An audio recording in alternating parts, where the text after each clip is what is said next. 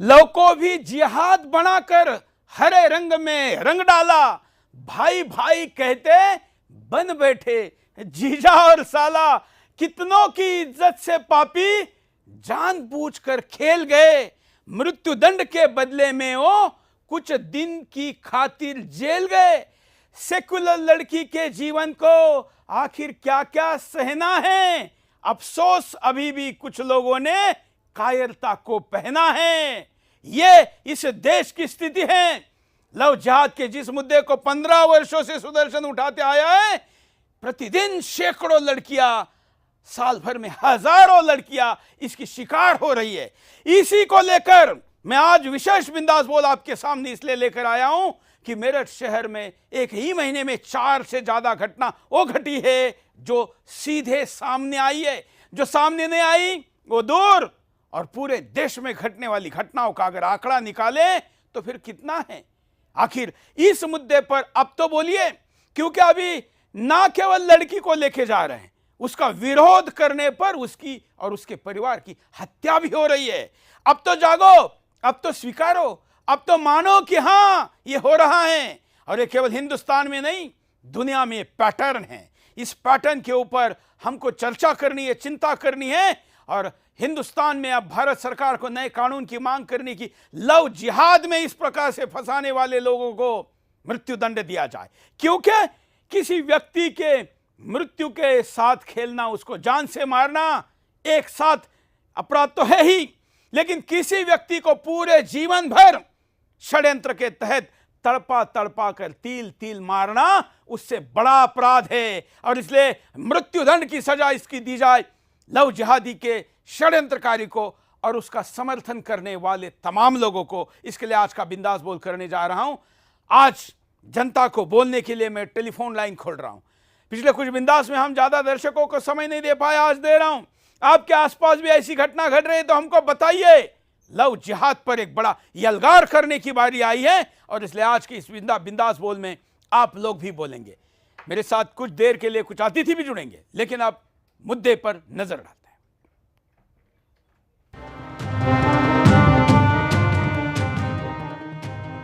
Love जिहाद भारत में धार्मिक हथियार बन गया है। मुस्लिम लड़के हिंदू बनकर हिंदू लड़कियों को अपने प्यार के चंगुल में फंसाते हैं। हिंदू लड़कियां समझती हैं कि लड़का हिंदू है और प्यार कर बैठती हैं, लेकिन जब पता चलता है कि उनसे प्यार का ढोंग करने वाला हिंदू नहीं बल्कि मुस्लिम है, तो ऐसी लड़कियों की दुनिया ही खत्म हो जाती है। मुसलमान लड़के तिलक, कलावा और कड़े पहनकर पूरी तरीके से हिंदू बनने का ढोंग करते हैं और ऐसे में कुछ लड़कियों को पता ही नहीं लग पाता कि जिससे वो प्यार कर रही हैं हिंदू के भेष में ढोंगी जिहादी मुसलमान है। जी हाँ, ऐसी हजारों लड़कियों की जिंदगी बर्बाद कर दी है लव जिहाद के सौदागरों ने। तो आखिर क्या है लव जिहाद? क्यों हिंदू, बौद्ध, सिख और ईसाई लड़कियां लव जिहाद का शिकार हो रही हैं? कैसे दूसरे धर्म की लड़कियों को धोखे से मुसलमान बनाया जा रहा है?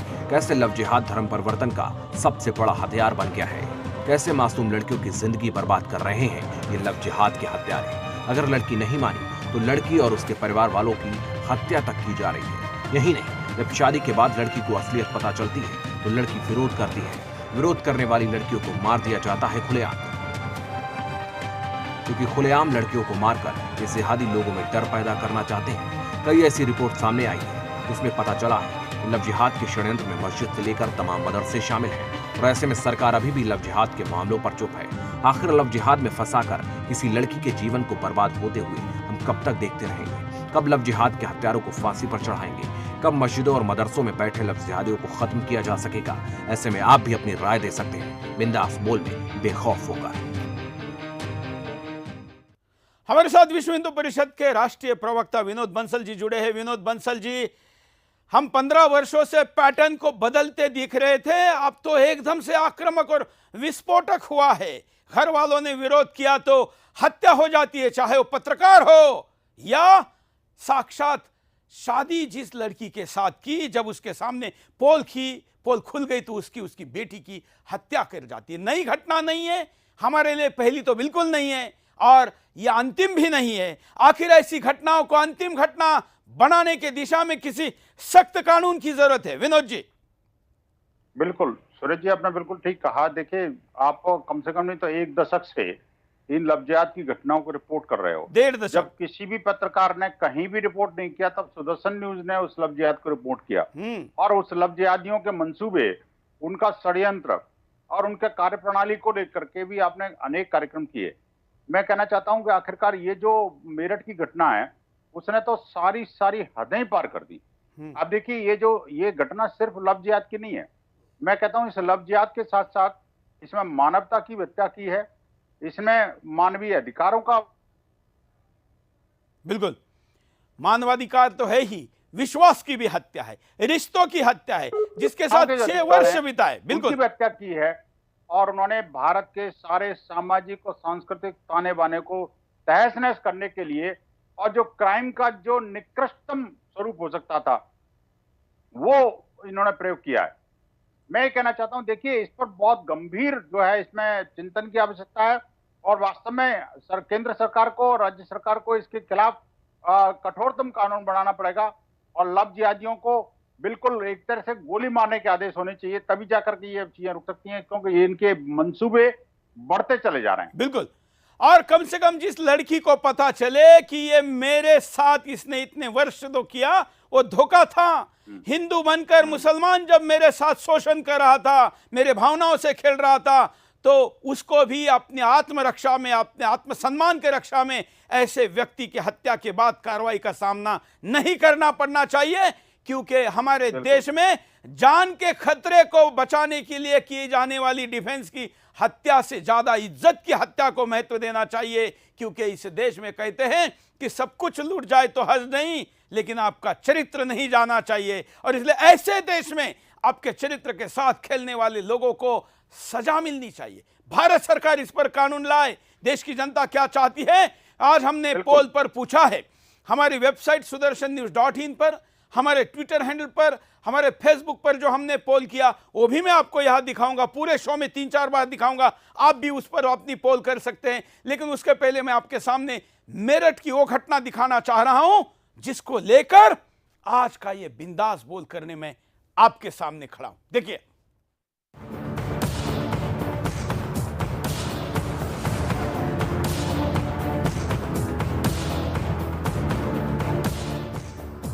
यूपी के मेरठ से एक सनसनीखेज मामला सामने आया है, जिसको सुनकर आप सन्न रह जाएंगे।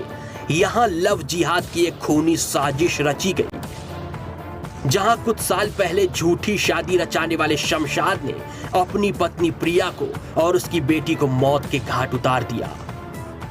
मारने के बाद आरोपी शमशाद ने प्रिया और उसकी बेटी के शव को घर में ही गाड़ दिया और फरार हो गया। एक महिला ने अपनी सहेली की गुमशुदगी, उसके न मिलने के संदर्भ में एक अभियोग 364 आईपीसी का महिला के कथित पति के विरुद्ध पंजीकृत कराया था। इसमें गहनता से पूछताछ, छानबीन करने के बाद कल ये जानकारी मिली कि जो उसका कथित पति है, उसने न केवल उस महिला को अपितु उसकी एक बेटी थी, दोनों की हत्या करके उसी मकान में जिसमें साथ साथ सब रहते थे, एक कमरे में उसको मिट्टी खोद के दफन कर दिया, गाड़ दिया है। बताया जा रहा है कि प्रिया का 10 साल पहले उसके पति से तलाक हुआ था, जिसके बाद शमशाद ने प्रिया को अपने प्रेम जाल में फंसाने की कोशिश की। उसने फेसबुक से अमित गुर्जर बनकर प्रिया को प्रेम जाल में फंसाया था। साल 2018 में शमशाद ने प्रिया से शादी की थी और उसकी बेटी के साथ मेरठ में अपने घर में रहने लगा था। जब प्रिया को शमशाद की सच्चाई का पता चला तो उसने शमशाद से दूर जाने की कोशिश की, लेकिन लव जिहाद की खूनी साजिश रच चुका शमशाद और उसके मजहबी इरादों ने उसकी हत्या कर दी। शमशाद को प्रिया की 10 साल की बेटी को देखकर भी तरस नहीं आया। उसने 10 साल की मासूम की भी हत्या कर दी। 28 मार्च को उसने प्रिया और उसकी बेटी की हत्या की और फरार हो गया।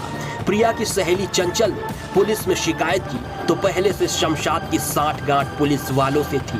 पुलिस वालों ने चंचल की मदद करने की बजाय उससे अश्लील बातें की, लेकिन जब मामले पर स्थानीय नेता और हिंदू संगठन की तरफ से दबाव बनाया गया, तब जाकर शमशाद को गिरफ्तार किया गया। लेकिन शमशाद पुलिस को चकमा देकर फिर से फरार हो गया। मामले पर जब आला अधिकारियों ने संज्ञान लिया तब जाकर शमशाद पर 25,000 का इनाम घोषित किया गया।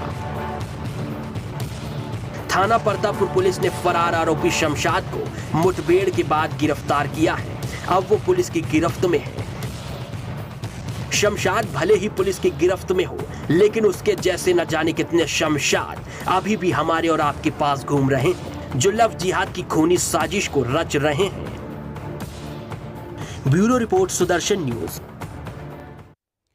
विनोद बंसल जी, मेरठ के ऊपर जब हम कार्यक्रम करके लोगों को बताते थे तो मेरठ के ही कुछ लोग हमको कहते थे, सुरेश जी ऐसा तो हमें कुछ दिखता नहीं है, अब थोड़ा ज्यादा बता रहे। आज मेरठ वाले कह रहे हैं कि सुरेश जी मेरठ तो मेवात बन गया है। विनोद जी।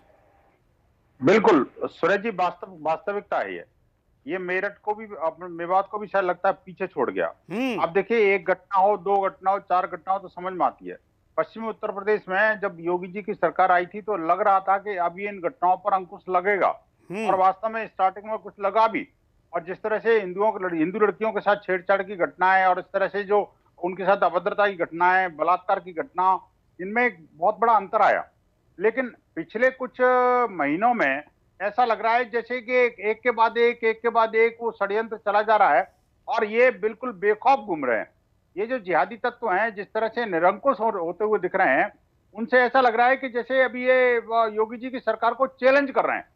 मैं ये कहना चाहता हूं, आखिरकार इन लोगों के साथ जब तक सख्ती से निपटा जाएगा, आप देखिए पुलिस और प्रशासन में अभी भी लगता है कि वो पुरानी सफाई सोच जो है जिंदा है, और उसके कारण जो है वो लोग उनके कान पे जूं ही नहीं रंगती। वो लड़की जो है, प्रिया की जो सहेली थी, वो मार्च से लेकर के जुलाई तक फॉलोअप करती रही, और तब तक किसी ने कोई एक्शन नहीं लिया, बल्कि उल्टी पुल्टी बातें भी करने लगे। ये बहुत दुर्भाग्यपूर्ण स्थितियां हैं, और अगर समय से अगर कोई परिणाम निकाल लिया होता पुलिस ने तो शायद हो सकता है कुछ जान बन जाती। लेकिन मैं कहना चाहता हूं, देखिए इसकी जो लार्जर कॉन्स्पिरेसी है सुरेश जी, उस कॉन्स्पिरेसी की तरफ ध्यान देना पड़ेगा। बिल्कुल, ये कोई एक आप योगी जी की बात जो कह रहे हैं, मैं आपको इसके पीछे की एक थ्योरी भी बताता हूं।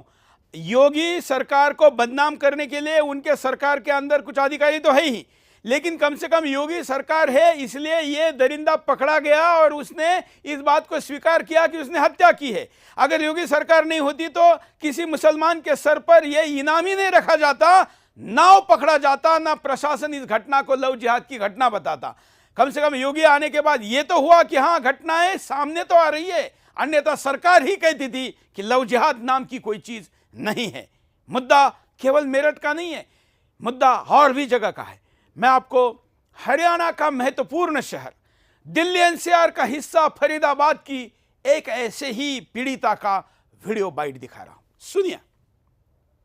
आप उस लड़के से मिली और किस तरीके से उसने आपको फंसा के लव जिहाद का काम किया? मैं सन 2010 में आई थी दिल्ली, और सन 2010 में लड़का ने मुझे हिंदू बन के फंसाया था। फिर आगे केस इतना बढ़ गया कि उसने शादी करने का मजबूर कर दिया। जब मैं प्रेग्नेंट हुई तो उसने जब अपना असलियत बताया। तो लड़के ने आपको क्या नाम बता के आपको फंसाया? छोटू चौहान। छोटू चौहान। और मेरा ही नाम साची चौहान था, तो इसने इसलिए फंसाया था मुझे। वो लड़का जैतपुर कंपनी में काम करता था, मैं भी कंपनी में काम करती थी। मेरे घर पे मतलब वो आना जाना हुआ, ऐसे मतलब मेल आगे बढ़ गया। हाँ, निकाह किया था, सारे सबूत लेके चला गया, कागज पत्र, एटीएम, सब कुछ। सुनिए विनोद जी, फरीदाबाद, और मेरे पास तो ऐसी सैकड़ों घटनाएं हैं। कुछ केसेस का इन्वेस्टिगेशन हम एक एडवांस स्टेज पर कर रहे हैं, जो हिंदुस्तान के मीडिया में कभी नहीं हुआ है। उसको लेकर मैं आने वाला हूं, एक सीरीज लेकर। लेकिन आज जब हम बात कर रहे हैं कि इनको हत्या का जुर्माना, हत्या की सजा होनी चाहिए, केवल नाम बदलकर शादी करने पर भी, क्योंकि इस देश में ये भावनाओं के साथ तो हत्या है ही। इस देश में रिश्तों को सबसे ज्यादा पवित्र, रिश्तों को सबसे ज्यादा महत्वपूर्ण, और जहां रिश्तों के लिए जान दी जाती है, उस देश में हवस के लिए बस नाम धर्म बदलकर किसी लड़की को फंसाना, ये उससे भी बड़ा अपराध है। क्योंकि किसी एक लड़की की हत्या करोगे तो एक जीव मरेगा, लेकिन जब रिश्तों की हत्या करोगे तो उसका परिणाम करोड़ों दिलों पर होगा, करोड़ों रिश्तों पर होगा, रिश्तों की मजबूती पर होगा, उसकी पवित्रता पर होगा, उसके प्रति सद्भाव पर होगा। और इसलिए किसी व्यक्ति की हत्या से बड़ी हत्या भरोसे के तोड़ने की हत्या है, रिश्तों को बदनाम करने की हत्या है। और इसलिए इस हत्या की सजा मृत्युदंड होना चाहिए और यह भी फास्ट ट्रैक कोर्ट में चलना चाहिए और 30 दिनों के अंदर ऐसे लोगों को हत्या की सजा देनी चाहिए। और ऐसी लड़की को भी ऐसी छूट देनी चाहिए कि जब उसके साथ ऐसा धोखा हुआ तो उसको सेल्फ डिफेंस में प्रतिकार कर सके, क्योंकि अगर वो सही तरीके से प्रतिकार नहीं कर सकती तो मेरठ की लड़की की तरह खुद की भी जान जाती है और उसके अपनों की भी जान जाती है। और इसलिए सख्त कानून, मैं ये पहली बार मांग नहीं कर रहा हूं, पहले भी कर चुका हूं। और केरला के कोर्ट ने, हाई कोर्ट ने तो कहा है कि इस पर कानून बनना चाहिए। और ये भी अब नहीं, 10 साल पहले कहा है। अब तो वहां का जो ईसाई हमारे कार्यक्रमों का विरोध करता था, केरला का ईसाई भी कहता है कि हाँ लव जिहाद है और उस लव जिहाद के खिलाफ हमने बोलना चाहिए। केरला का ईसाई तो जाग गया, लेकिन दुर्भाग्य है विनोद जी, इस देश का हिंदू अभी भी नहीं जाग रहा है। बिल्कुल। देखिए इसमें दो बड़ी महत्वपूर्ण बात यह है कि ये जो कॉन्स्पिरेसी एंगल है और कॉन्स्पिरेसी एंगल का भी एक बिल्कुल सेट फॉर्मूला है, उस फॉर्मूले के तहत ये लोग काम करते हैं। और ये जो है, ये विश्वास की जो हत्या कर रहे हैं, आप देखिए कि उनके यहाँ तो कोई रिश्तों का कोई मूल्य नहीं है, लेकिन हमारे यहाँ रिश्तों का बहुत मूल्य है, हमारे यहाँ बात का भी मूल्य है, हमारे यहाँ संस्कृति का भी मूल्य है। और हम जो है इसी के कारण जिंदा है। आप देखिए, अगर किसी के साथ शादी कर लेते हैं तो मुसलमान उसको कॉन्ट्रैक्ट समझते हैं और वो समझते हैं कि ये तो खेल है, जब मर्जी कर लो, जब मर्जी छोड़ लो, 1 को रखो, 2 को रखो, 5 को रखो, क्या फर्क पड़ना है। लेकिन हमारे यहाँ जन्म जन्मांतर का संबंध माना जाता है। इसीलिए हिंदू लड़कियां आखिरकार ये देख करके शादी करती हैं, ये देख करके उनके प्रेम जंगलों फंसती हैं कि वो हिंदू लड़का है। कोई एक लड़का बता दीजिए कि जो कि मुसलमान आइडेंटिटी के साथ में उसने लड़की को प्रपोज किया हो और वो हिंदू लड़की ने एक्सेप्ट करी, बहुत रेयर करेंगे। लेकिन और दूसरी बात, एक और बात बताइए कि जो लोग ये कहते हैं यार ये तो लव जिहाद क्या है, इसको लव को आप जिहाद का रूप दे रहे हो। मैं कहना चाहता हूं आखिरकार क्या कारण है कि मुसलमान लड़कियां हिंदू लड़के के पास आती हैं और वहां तो इस तरह की कोई घटना नहीं होती। आज तक कोई एक भी सिंगल केस दिखा दे जहां पर के मुसलमान लड़की को पत्नी बनाने के बाद में उस हिंदू लड़के ने, हिंदू पति ने उसके साथ कुछ बेजा की हो, हो ही नहीं सकता। लेकिन विनोद जी ऐसे लड़कों के साथ कितनी बर्बरता के साथ व्यवहार किया जाता हमने देखा है। अगर लड़की मुस्लिम है, लड़का हिंदू है, लड़की अपने इच्छा के साथ उसके साथ गई है तो भी उसकी हत्याएं हुई हैं। और ऐसे लोगों ने की है जो रिश्तों के नाम पर, ऑनर किलिंग के नाम पर उन्होंने हिंदू लड़के की हत्या की, जबकि उनके बहन के साथ कोई धोखा नहीं हुआ था। लेकिन हमारे यहां तो उल्टा होने के बावजूद समाज मौन है। देखिए यही बात है।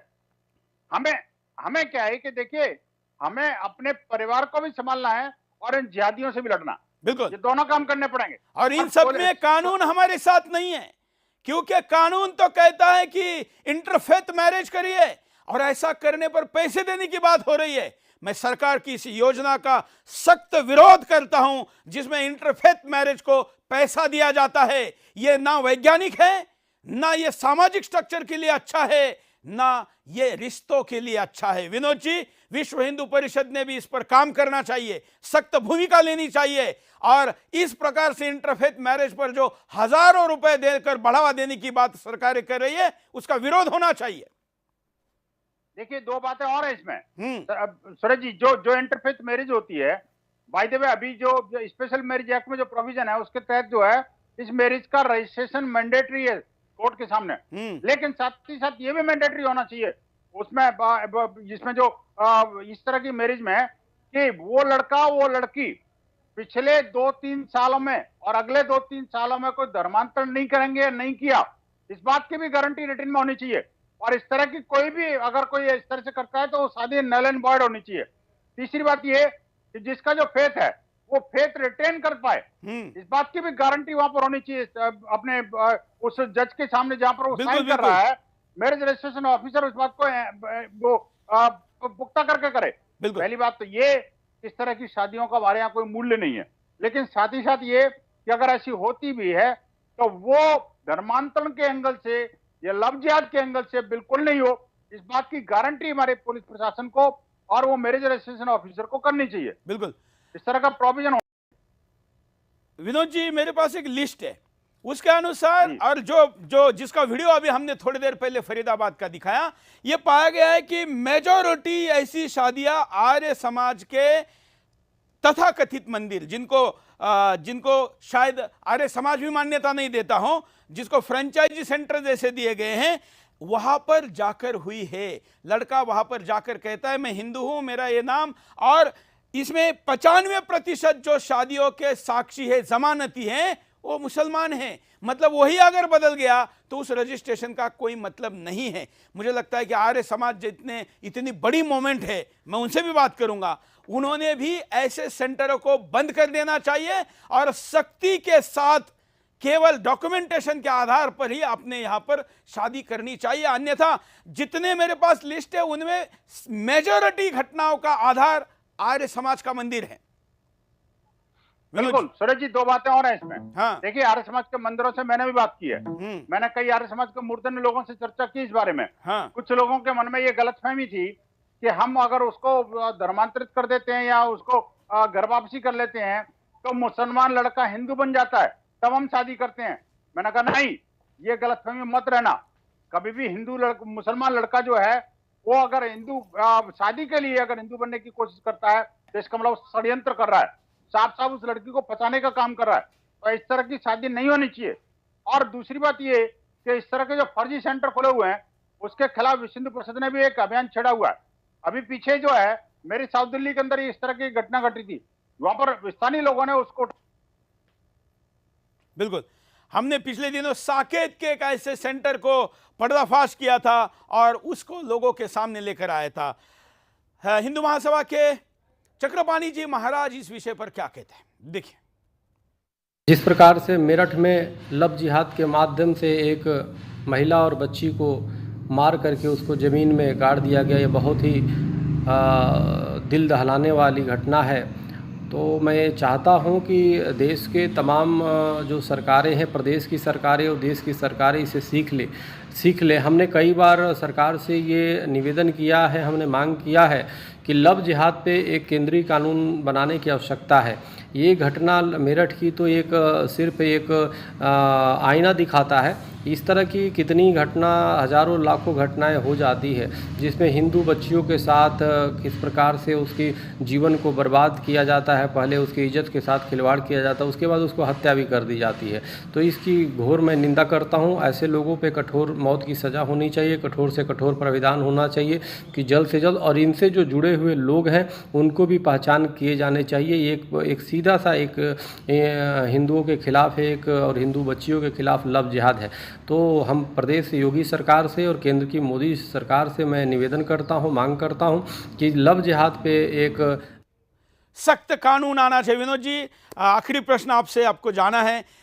मैं ये कहना चाहता हूं कि देश भर के सारे साधु संत, देश भर के सारे मंदिरों के पुजारी और इस देश के पालक अगर तय कर दे कि अपने लड़कियों को लव जिहाद के बारे में समझाना है, हम एक सप्ताह का कोई समय निर्धारित करते हैं जल्दी है आने वाले दिनों में, उस पर लिटरेचर बनाते, सोशल डिजिटल कंटेंट बनाते, और इस देश के तमाम जितने भी पेरेंट्स हैं, जितने भी धर्मगुरु हैं, जितने भी आचार्य हैं, जितने शिक्षक हैं, उस एक हफ्ते में इस देश की 2 साल की बच्ची से लेकर युवा बच्ची तक लव जिहाद का षड्यंत्र हर बच्ची तक पहुंचना चाहिए, ऐसा अभियान चलाते हैं। मुझे लगता है ऐसा करे बगैर इस देश की सेक्युलर बच्चियां भी समझ में नहीं आएगा। विनोद जी। नहीं, बिल्कुल ठीक कह रहे हैं सूरज जी। अभी क्या है कि हमारी युवा पीढ़ी जो है ना कभी कभी भटक जाती है, और वो ये सेकुलरिज्म का जो कीड़ा है कभी कभी वो कौनता रहता है कि क्या फर्क पड़ना है, ये मुसलमान है तो क्या हुआ, हिंदू है तो क्या हुआ। मैं कहना चाहता हूं आखिरकार ये जो लव जिहाद की घटनाओं, अगर 2-5 घटनाएं भी उसने अगर पड़ी होंगी तो उसके रोंगटे खड़े हो जाएंगे। आखिरकार ये लव जिहाद क्या होता है, और आखिरकार ये जो मुसलमान लड़के हैं किस तरह से लंबे समय तक जो है अपनी आइडेंटिटी छिपा करके और वो जो है हिंदू होने का दम्भ भरते हैं, और उसके बाद में अंततोगत्वा उस लड़की को फंसा करके उस स्टेज पर छोड़ देते हैं जब कोई न मरने लायक रहती न वो जीने लायक रहती। बिल्कुल। आप देखिए एक और बात भी है, मैं एक और बात बताता हूँ आपको। मैंने एक घटना वो भी देखी है जहां पर के एक लड़की को फंसाया, वो लड़की इस तरह से विशेष सर्कल में फंस गई कि वापस आने को तैयार नहीं थी, हो ही नहीं सकता था। तो परिवार वालों ने सोचा चलो कोई बात नहीं, एक इसकी शादी कर देते हैं। उसने शादी कर दी, लेकिन पीछा नहीं छोड़ा। उस परिवार के अंदर 4 बेटियां थी, एक एक करके उन चारों बेटियों को जब तक नहीं हत्या लिया उन जिहादियों ने, तब तक उस परिवार को छोड़ा नहीं, और अंततः उस परिवार को बर्बाद करके छोड़ा। वो चारों बेटियों को ले गए और उसके बाद उनका धन संपत्ति ले गए और सारी इज्जत उन्होंने इज्जत आबरू बेच दी। तो अंततः ये लोग जो है वो एक षड्यंत्र पूर्वक सारा कुछ कब्जा करने के चक्कर में, वो कहते हैं दारुल इस्लाम बनाना है इनको, तो उस चक्कर में ये सारा काम कर रहे हैं। और इन्होंने करना कुछ है नहीं, 5-5 बीवियां रखना इनको अधिकार दे रखा है। मैं कहता हूं संविधान में बिल्कुल, इसमें सबसे बड़ा जिम्मेवार अगर कोई है तो सबके लिए एक विनोद होनी जी, चाहिए। इसके लिए सबसे बड़ा जिम्मेवार अगर कोई है तो सेक्युलर माँ बाप, जो माँ बाप है ना सेक्युलर, सबसे बड़े वो जिम्मेवार हैं। चलिए आप हमारे साथ जुड़े विनोद जी, धन्यवाद। अभी मैं महाराष्ट्र की घटना की तरफ बढ़ रहा हूं और रमेश शिंदे जी हमारे साथ जुड़ेंगे। महाराष्ट्र में यह घटना लगातार बढ़ रही है। कुछ संख्या का अनुपात था कि महाराष्ट्र में रुक गया था, लेकिन पिछले कुछ वर्षों में अब ये हर गली चौराहे पर आया है, और कितना खतरनाक तरीके से आप सुनकर दंग रह जाएंगे। देखिए, लव जिहाद का विरोध करने पर दरिंदे अल्ताफ ने कर दी 18 वर्ष की हिंदू लड़की की दर्दनाक हत्या। दरिंदे अल्ताफ ने अबला लड़की पर दिन दहाड़े चाकू से 20 वार कर दिए। घटना बीच बाजार में हुई, लेकिन कोई भी लड़की को बचाने नहीं आया, क्योंकि यह इलाका मुस्लिम बाहुल्य इलाका है। हिंदू संगठनों के दबाव के चलते पुलिस प्रशासन ने महज 4 घंटे के भीतर दरिंदे अल्ताफ शेख को तो हिरासत में ले लिया, और अब हिंदू संगठनों का दबाव है कि जिस तरह लड़की की हत्या की है, दरिंदे को भी तुरंत फांसी होना चाहिए। जो मासूम सी बच्ची थी, एक होनहार बच्ची थी, जिसकी शादी होके बस 4 दिन हुए थे, उसको 20 बाजार काट दिया गया, 18 से 20 वार किए गए। भाई क्या है ये, कौन सी मानसिकता है? कब तक बर्दाश्त करेंगे इसको? हाँ, कब तक चलेगा ये? अरे हिंदुस्तान है या पाकिस्तान है भाई? हाँ, यहाँ पे देश संविधान से चलेगा, शरीयत से, और अगर देश शरीयत से चलता है तो आज के दिन मुझे मंठा में शरीयत चाहिए। हाथ के बदले हाथ, आंख के बदले आंख, और जान के बदले जान, ये कानून यहाँ पे चले दो आज के दिन। फास्ट ट्रैक कोर्ट में यह केस चलना चाहिए। हालांकि पुलिस के मुताबिक इस केस की पैरवी अब सरकारी वकील उज्जवल निगम करेंगे। वहीं पुलिस अधीक्षक ने भी कहा है कि हम इस केस को इस तरह से हैंडल करेंगे ताकि जल्दी से जल्दी 6 महीने के भीतर ही इस दरिंदे को फांसी की सजा हो जाए। आपको बता दें, मामला जालना जिले के मट्ठा का है। यहाँ 30 जून को दोपहर 4 बजे भरे बाजार में दिन दहाड़े 18 वर्ष की हिंदू युवती की मुस्लिम युवक अल्ताफ ने दर्दनाक हत्या कर दी थी। हत्या का कारण यह था कि यह दरिंदा अल्ताफ लगातार इस लड़की पर लव जिहाद का दबाव बना रहा था, लेकिन लड़की लगातार इसका विरोध कर रही थी। लड़की का परिवार बेहद गरीब है, रिक्शा चलाकर परिवार का पालन पोषण करते थे। इनके पिता परिवार की इज्जत बचाने के लिए लड़की की शादी जालना में कर दी।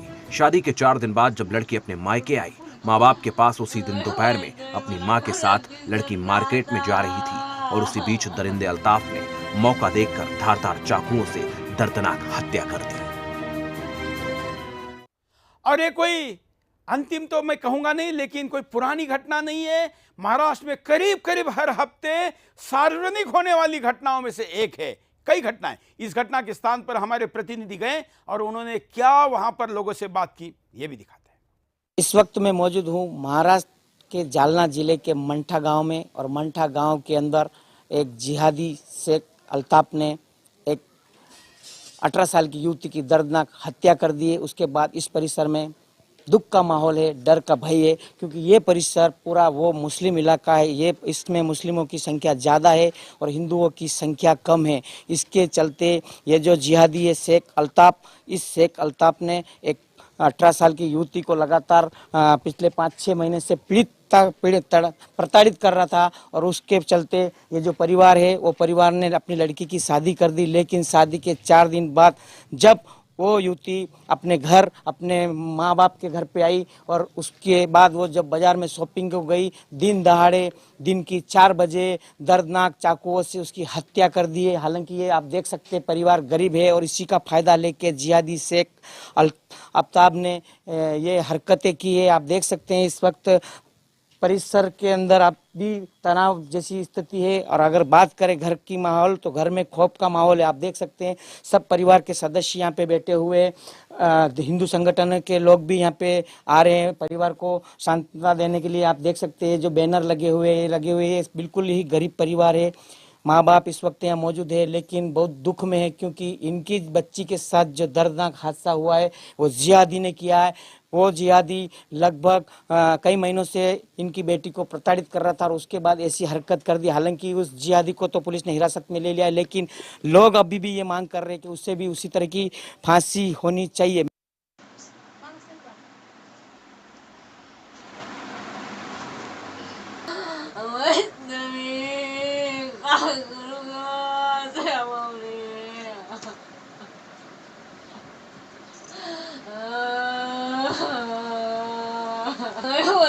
मला कोण दिसून गाता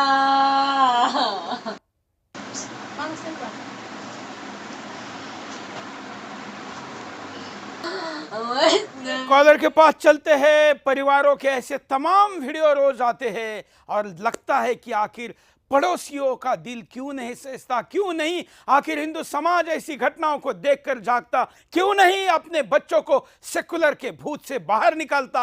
आखिर कब तक ये सहते रहेंगे। चलिए कॉलर हमारे साथ जुड़े हैं, स्क्रीन पर चल रहे नंबरों पर कॉल करके आप भी अपनी बात या इसी घटनाओं की जानकारी दे सकते हैं। जय हिंद, बोलिए। जी नमस्कार। हाँ नमस्कार, मैं कपिल जायसवाल बात कर रहा हूँ संभाजीनगर महाराष्ट्र से। बोलिए। ये जो मंठा का पत्र है, मैं यहाँ पे गया था। हाँ। और मैंने ये देखा है कि हमारे जो कुछ सेक्युलर हिंदू है, इन बेवकूफ वजह से ये हादसा होता है। बिल्कुल। तो इनको कैसे कैसे रोक लगनी चाहिए। और ये जो मुस्लिम है, इन्हें सरेआम रास्ते पे जब तक हम मारेंगे नहीं, इसका हल नहीं निकलेगा।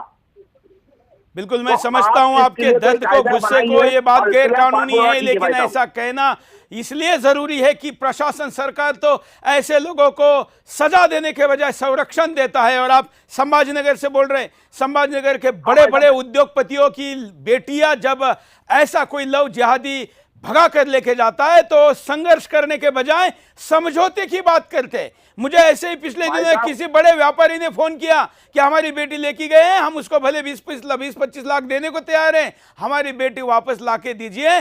मैंने कहा अगर पैसे जिहादी को देकर समझौता करने के लिए तैयार हो तो तुम और तुम्हारी बेटी जाओ जहां जाना है, लेकिन अगर संघर्ष करना है और किसी की बेटी कभी भी शिकार ना हो, इसके इरादे से बात करते हो तो हमें एक पैसा नहीं चाहिए, घर के पैसे लगाकर हम तुम्हारे लिए संघर्ष करेंगे। लोगों का अप्रोच भी बदलना चाहिए, को जान से मारना चाहिए। चलिए धन्यवाद। इस कॉलर के भावनाओं को हम समझते हैं। अगले कॉलर के पास चलते हैं। जय हिंद, आप भी कॉल कर सकते हैं, बोलिए। जय श्री राम सर। जय श्री राम। हाँ सर, मैं ये कहना चाह रहा हूँ सर, लड़कियों में एक शिक्षा व्यवस्था के थ्रू जागरूकता फैलानी चाहिए। हाँ। और दूसरा ये कहना चाह रहा हूँ, जो फिल्मों में और सीरियल में जो अश्लीलता परोसी जा रही है वो कम होनी चाहिए। बिल्कुल बिल्कुल, सख्त कानून। चलिए धन्यवाद। हमारे साथ हिंदू जन जागृति समिति के प्रवक्ता रमेश शिंदे जी जुड़े हैं। रमेश जी, महाराष्ट्र में ये घटनाएं शुरू में बहुत कम थी या संभाजीनगर, मराठवाड़ा ऐसे कुछ क्षेत्रों में होती थी, अब तो महाराष्ट्र का कोई जिला तो छोड़िए, तहसील भी नहीं बचा है जहां पर लव जिहाद के शिकार पीड़ित ना हो। जी सूरज जी, वैसे वास्तविक देखा जाए तो इस बात को कोई स्वीकारता नहीं है और सब लोग कहते हैं कि लव जिहाद नहीं है। इवन हमारे गृह मंत्री ने भी इस प्रकार से सर्वोच्च न्यायालय में गृह मंत्रालय ने इस प्रकार से बयान दिया था कि लव जिहाद नहीं है। लेकिन प्रैक्टिकली यदि देखेंगे तो लव जिहाद की कई सारी घटनाएं होती है, सामने भी आती है।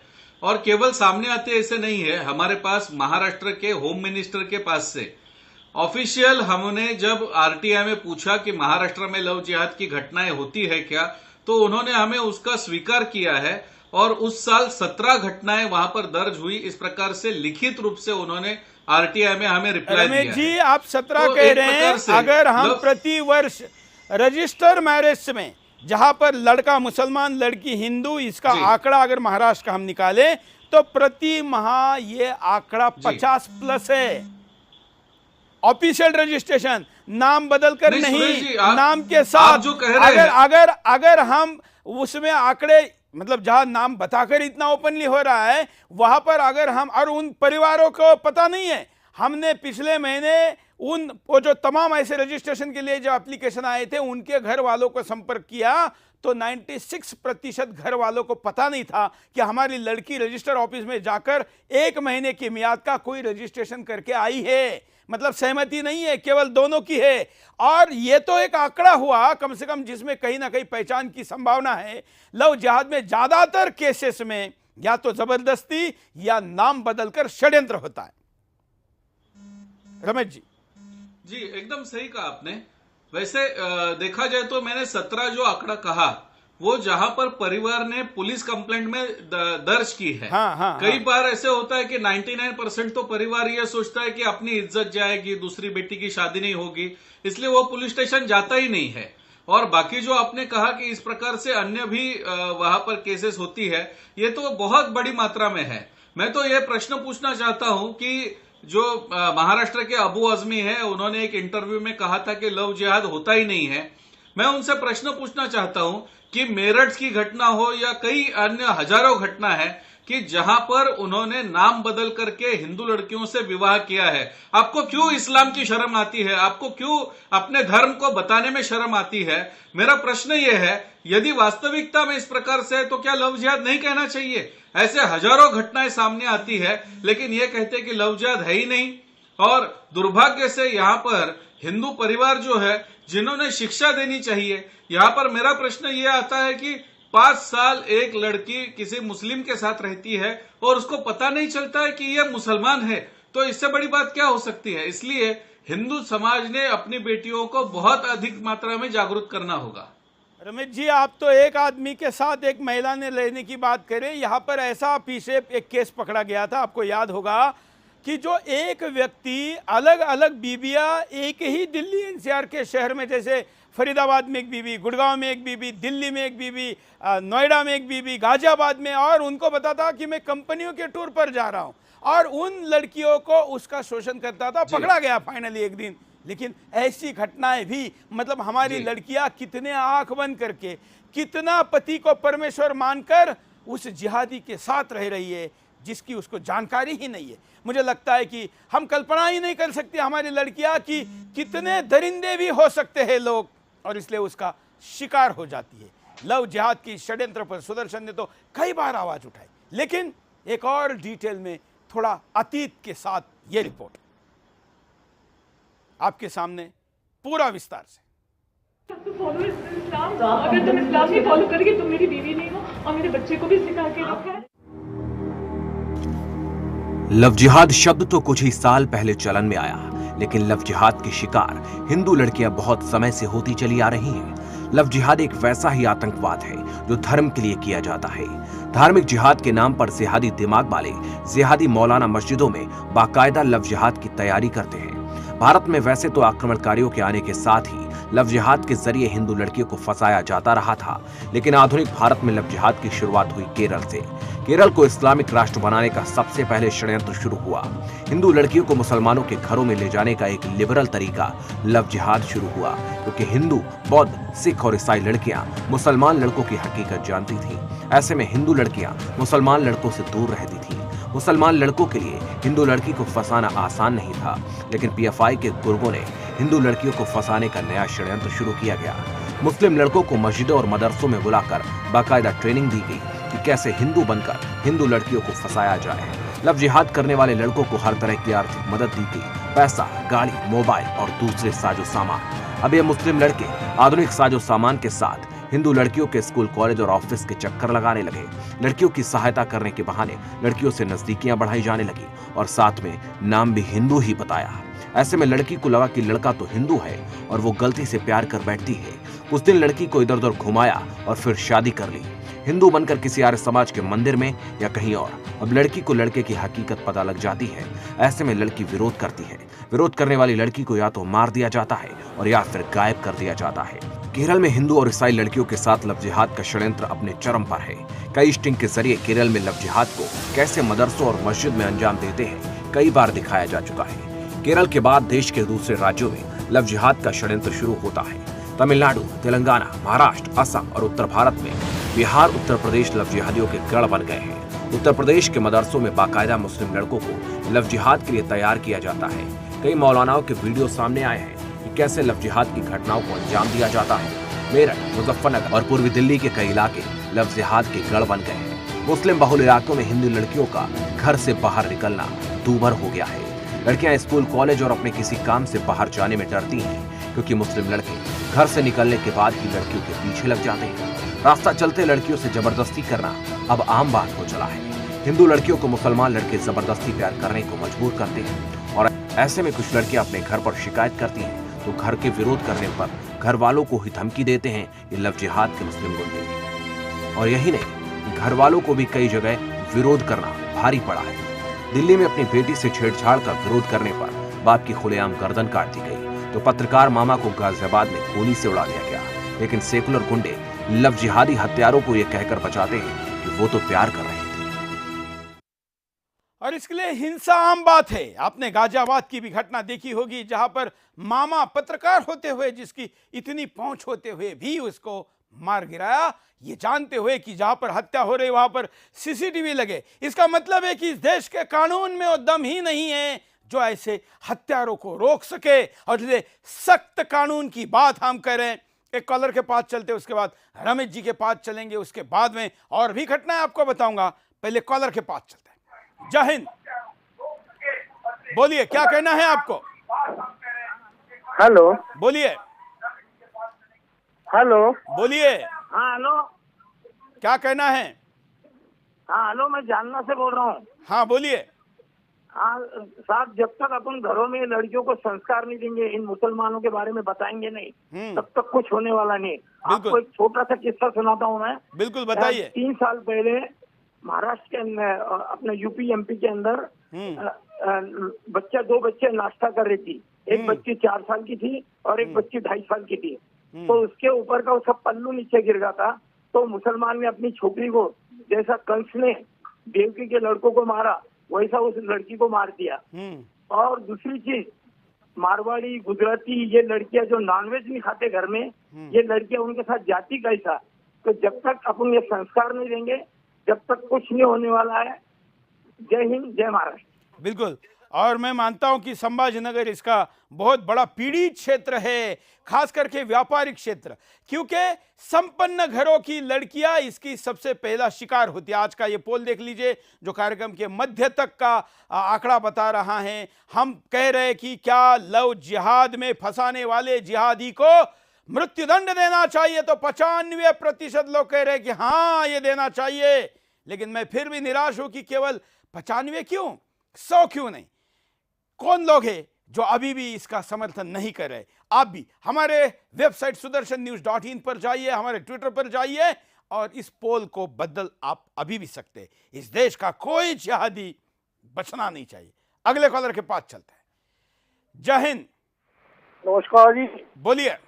ना तो कोई टैक्स देते हैं, न कागज, न चुंगी। ये आधे पजामे और आधी लुंगी वालों की संख्या जिस तेजी से बढ़ रही है, देश में अपराध भी उसी तेजी से बढ़ रहे हैं। ये जिस तेजी से बच्चे पैदा कर रहे हैं, ये ना तो खुद गिनते हैं ना सरकार को गिनने देते हैं। इनकी जनसंख्या को रोकना होगा, कड़े कानून लाने होंगे।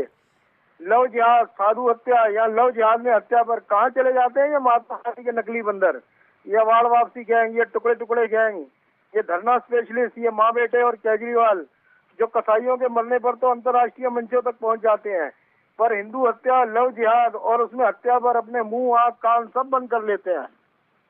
बिल्कुल, चलिए धन्यवाद। बड़े अच्छी बात इन्होंने कही कि ना खुद के बच्चे गिनते हैं, ना सरकार को गिनने देते हैं, और फिर ऐसे बगैर गिने हुए दूसरे के बच्चों का क्या हाल करते हैं हम जानते हैं। लेकिन कब तक सहेंगे, कब तक? क्यों नहीं इस पर एक निर्णायक बात होती और इसका हमेशा के लिए खात्मा होता। रमेश जी, तमाम समस्याओं के लिए कोई ना कोई अंतिम एक लक्ष्मण रेखा होती है, बॉर्डर होती है, एंड होता है, अंत होता है, समाप्ति होती है। लव जिहाद की समस्या की समाप्ति की कोई डेडलाइन, कोई बॉर्डर, कोई अंत नहीं दिख रहा है। जी सुरेश जी, वास्तविकता में देखा जाए तो ये पहले से जो प्रचारित किया जाता था कि लव जिहाद में प्यार होता है, लेकिन अभी ये खुलकर के सामने आ रहा है कि इसमें प्यार नहीं है, इसके अंदर टेररिज्म का एंगल भी आया है। मैं आपको विशेषकर से बताना चाहूंगा कि केरल की कितनी सारी लड़कियां जो आज अफगानिस्तान में हैं और अफगानिस्तान में वो तालिबान के हाथ में है। जो इस्लामिक स्टेट के लिए लड़ने के लिए गई थी, वहां से उनको तालिबान में भेजा गया है और वो वहां पर अभी टेररिस्ट बनकर के रह रही है। अभी पिछले सप्ताह में एक बांग्लादेश में आतंकवादी पकड़ी गई इस्लामिक स्टेट की जमात जेएमबी की, तो उसका मूल नाम था प्रज्ञा देवनाथ और वो कलकत्ता की रहने वाली है। अब उसका नाम आयशा है और उसको वहां पर टेररिस्ट करके पकड़ा गया है।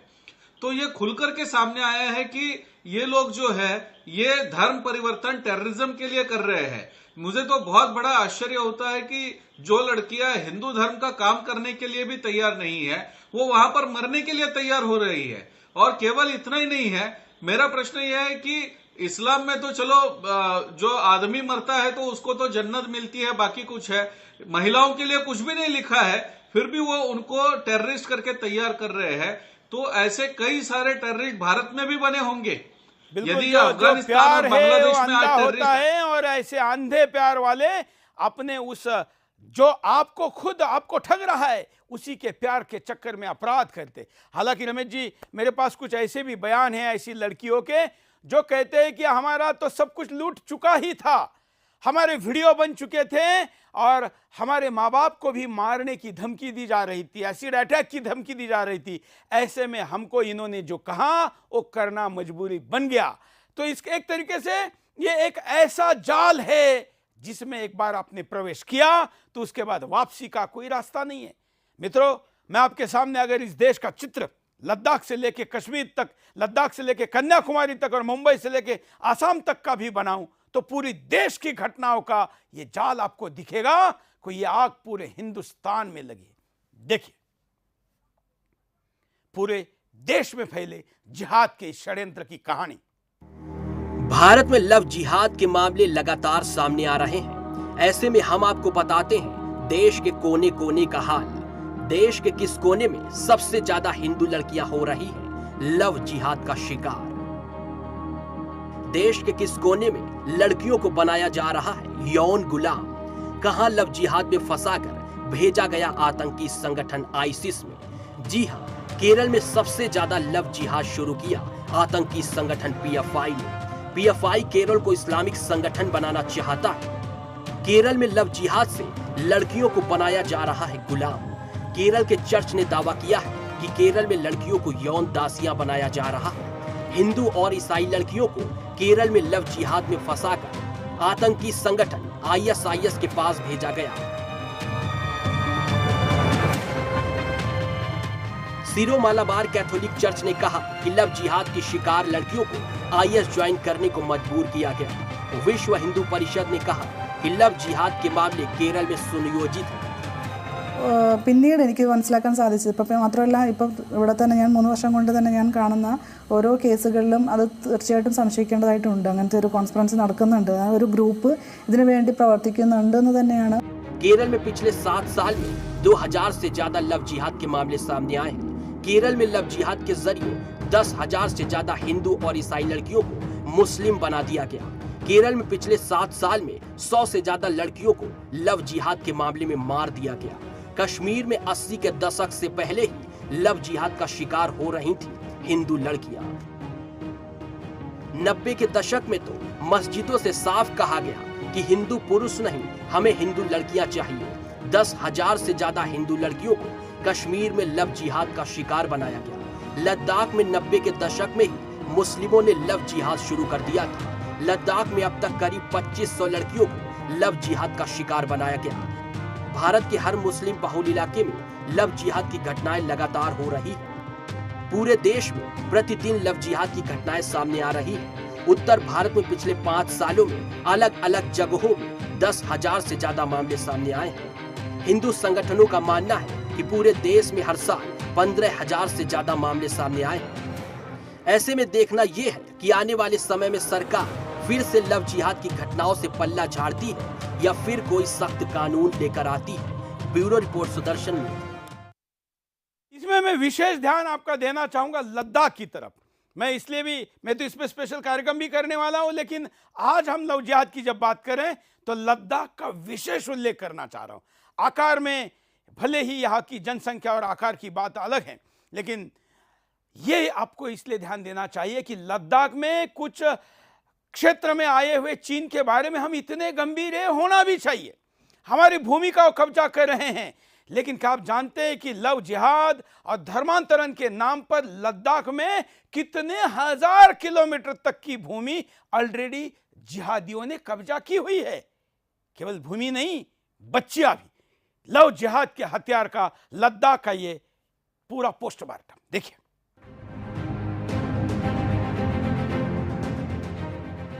लद्दाख के बोध बोले कि यदि इंसाफ नहीं मिला तो हो जाएगा हमारा सफाया और लद्दाख हो जाएगा मुस्लिम देश। जी हां, लद्दाख में लेह और कारगिल 2 जिले हैं और यहां की कुल आबादी है 2,74,000। यहां मुस्लिमों की आबादी 49% है, जबकि बौद्धों की आबादी है 51%। किसी समुदाय को जब अपना अस्तित्व बचाना होता है तो वो उसके लिए शांत रहने का समय नहीं होता। कुछ इसी कारण से आज बौद्ध के अहिंसा शांति के उपदेशों के रास्ते को छोड़कर आक्रमण की नीति अपनाने को मजबूर हो रहा है बौद्ध समुदाय। मोक्ष की साधना आखिर शांतिमय वातावरण चाहती है, किंतु अपनी परंपरा, अपनी संस्कृति और समुदाय को बचाने के लिए कई बार अन्य रास्ते भी तलाश करने पड़ते हैं। शायद इसी कारण लद्दाख के बौद्ध उग्र हो रहे हैं। लद्दाख के बौद्धों ने चिंता जाहिर की है कि अब यदि इंसाफ नहीं मिला तो देश से बौद्धों का सफाया हो जाएगा और लद्दाख मुस्लिम राज्य हो जाएगा। दरअसल लद्दाख में बौद्ध लड़कियां लव जिहाद का शिकार बनाई जा रही हैं ताकि लद्दाख को भी मुस्लिम बहुल क्षेत्र बनाया जा सके। LBA यानी कि लद्दाख बुद्धिस्ट एसोसिएशन का कहना है कि मुस्लिम नौजवान खुद को बौद्ध बताकर लड़कियों से जान पहचान बढ़ाते हैं और शादी कर लेते हैं। बाद में पता लगता है कि वो बौद्ध नहीं, मुस्लिम थे। LBA की आपत्ति इस बात पर है कि प्रशासन बौद्ध लड़की के धर्म परिवर्तन के मामले की अनदेखी कर रहा है। साल 1989 में यहां बौद्धों और मुस्लिमों के बीच हिंसा हुई थी। इसके बाद LBA ने मुस्लिमों का सामाजिक और आर्थिक बहिष्कार किया, जो 1992 में हटा लिया गया। दरअसल जम्मू कश्मीर के भारत में विलय के फैसले के ठीक बाद लद्दाख के बौद्ध राज्य में शेख अब्दुल्ला और कश्मीर के प्रभुत्व का विरोध करने लगे। साल 1947 के बाद कश्मीर के पहले बजट में लद्दाख के लिए कोई फंड निर्धारित नहीं किया गया। साल 1961 तक इस क्षेत्र के लिए अलग से कोई योजना तक नहीं बनाई गई। मई 1949 में LBA के अध्यक्ष चेवांग रिक्चिन ने तत्कालीन प्रधानमंत्री जवाहरलाल नेहरू से कहा था कि लद्दाख का प्रशासन सीधे भारत सरकार के हाथों में हो या जम्मू के हिंदू बहुल इलाकों के साथ मिलकर इसे अलग राज्य बना दिया जाना चाहिए। इस बीच लद्दाख पर पाकिस्तान की भी नजरें गड़ी रही और ये लव जिहाद पाकिस्तान की ही एक नीति का हिस्सा है, क्योंकि पाकिस्तान चाहता है कि लद्दाख में मुस्लिम आबादी में वृद्धि हो या किसी तरह से वहां के लोग मुस्लिम धर्म अपनाते जाएं, ताकि मुस्लिम धर्मावलंबियों का अधिक संख्या में होना उसके पक्ष में माहौल बनाने का काम करे। साल 2003 से अब तक यहाँ पर 100 से ज्यादा लड़कियों को लव जिहाद का शिकार बनाया गया और हमेशा की तरह दावा किया गया कि उन्होंने ऐसा अपनी इच्छा से किया। जब केरल, बंगाल और यूपी से लव जिहाद की खबरें आ रही हैं कि पॉपुलर फ्रंट ऑफ इंडिया के लोग हिंदू लड़कियों को लव जिहाद का शिकार बना रहे हैं, तब सुप्रीम कोर्ट के दखल के बाद यहाँ के एक खास मामले की जांच NIA को सौंपे जाने के बाद उसने अपनी जांच में इन आरोपों को सही पाया। हालांकि इन घटनाओं पर पूर्व की भांति राजनीति होगी और राजनीति का एक धड़ा इस कथित अल्पसंख्यक समुदाय की ढाल बनकर खड़ा भी दिखाई देगा। लेकिन शायद अल्पसंख्यक कौन होते हैं, कैसे होते हैं, ये बात इराक का यजीदी समुदाय और पाकिस्तान के हिंदू समुदाय से बेहतर भला कौन जान सकता है। लेकिन प्रकृति पूजक, बौद्ध तंत्र और बौद्ध मत को मानने वाला यह समुदाय है जो ना तो घृणा फैलाने में विश्वास रखता है और ना ही हिंसा का समर्थक है। लेकिन कब तक मौन रहकर हिंसा और अत्याचार का बोध ढोते रह सकते हैं ये बौद्ध समर्थक।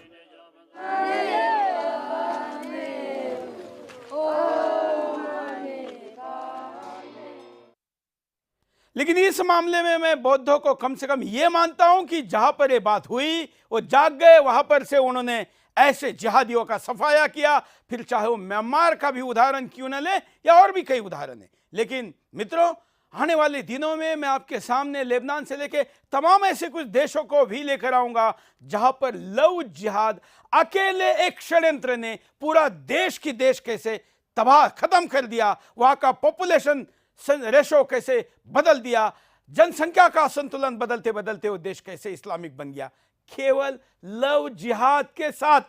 कोई हथियार नहीं, कोई गोली नहीं, कुछ नहीं चलाया, देश की देश कह रहा हूं मैं, और वो भी विकसित देश जिसकी जीडीपी कभी जानी जाती थी।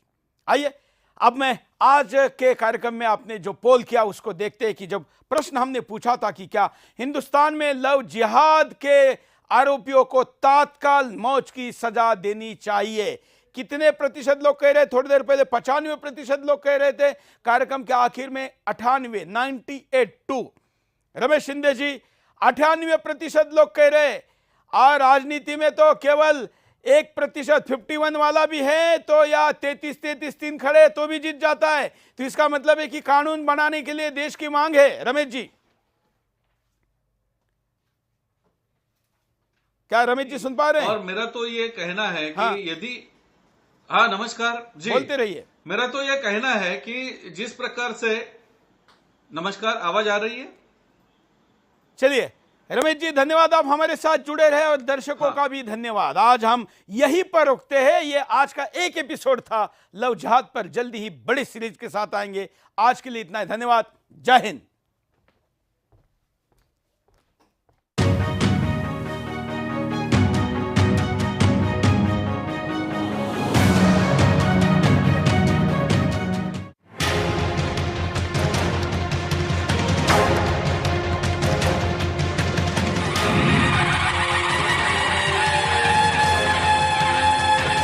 खास जड़ी बूटियों से बना पेट सफा आयुर्वेदिक चूर्ण आज ही ले आएं। पेट सफा पहली रात से ही असर दिखाता है और इसकी आदत भी नहीं पड़ती। पेट सफा, हर रोग दफा।